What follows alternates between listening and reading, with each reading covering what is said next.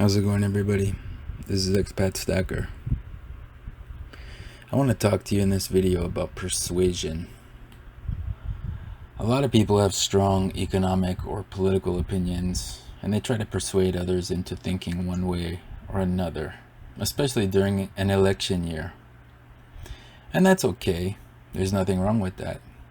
In fact, I think that kind of conversation, when done honestly, is a good thing.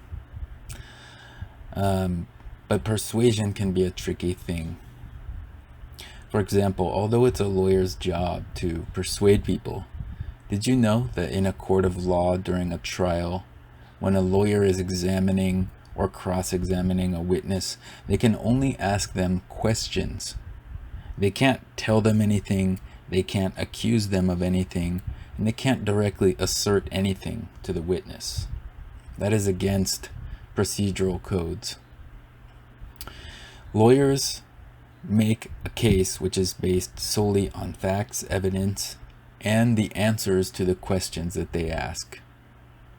Of course, they get to make opening and closing remarks to directly address the jury, but aside from that, the whole case is built on questions. So obviously, the questions that they ask and how they ask them is very important. And I'm going to make a similar case to you right now in the same way.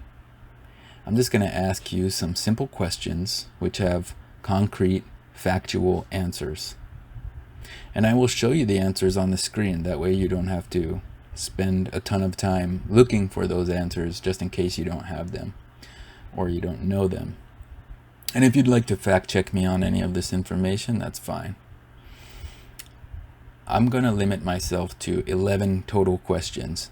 10 of them have concrete factual answers, and the last question is your opinion. So by the end of this video, I want you to tell me what verdict you've reached. And if you listen to the first question, I'd ask that you listen all the way through to the end. Don't think that you know where this is going until you've listened to the whole thing. So are you ready? And let's begin. Question number 1. Who is the 2020 Democratic Vice Presidential nominee? Question number 2. What was her job prior to becoming a senator from California? Question number 3. Who is the current Republican Treasury Secretary in the Trump administration? Question number 4. In 2013, while many Americans were still reeling 5 years on after the financial crash of 2008, during his tenure as the CEO of One West Bank, what crime did the state of California Attorney General's office recommend that Steven Mnuchin be prosecuted for? Question number 5. Who was Attorney General of the state of California in 2013? Question number 6.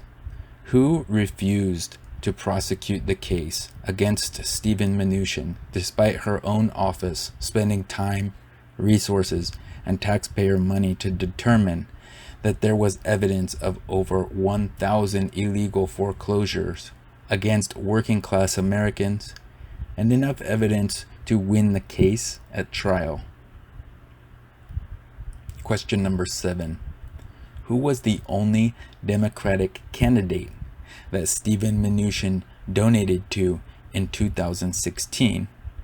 And who received donations from him both before and after the 2013 refusal to prosecute? Question number 8.